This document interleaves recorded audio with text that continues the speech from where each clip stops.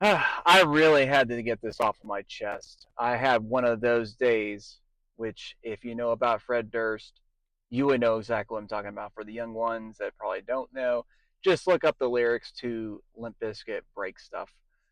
So let me go ahead and explain exactly what happened. I've had a bad day as it is, and I decided, you know what, I'm going to do one more order because I wanted to at least make a certain minimum, like the bare minimum that I usually like to make in a day, because I was still under that, but I was already pissed off as it was. I was like, you know what, I can do one more order, and we'll go ahead and do that. So, anyways, I get to a stoplight. I'm behind a blue Ford F-150 truck. The light turns green. The truck moves unbelievably slow. They basically don't go any faster than 15 miles an hour the entire time. It's not like it's weird too because they accelerated quickly to that speed, but then they just stayed at that speed. Zero attempts at all to even go like a tiny bit faster, which was annoying as it was. But I was almost to the destination as it was, so I was like, okay, that's fine.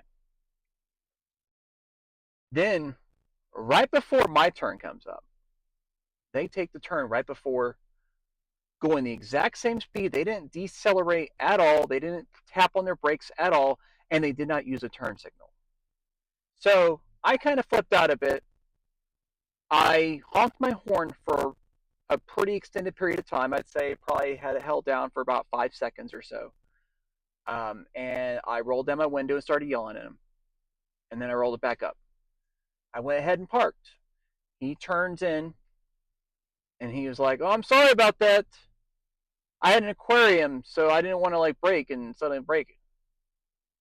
And at first, I was like kind of understanding about it, but then when he started driving off, I started thinking about the time he didn't use a fucking turn signal out of everything, and I started fucking yelling at him again, and I just kept fucking yelling at him.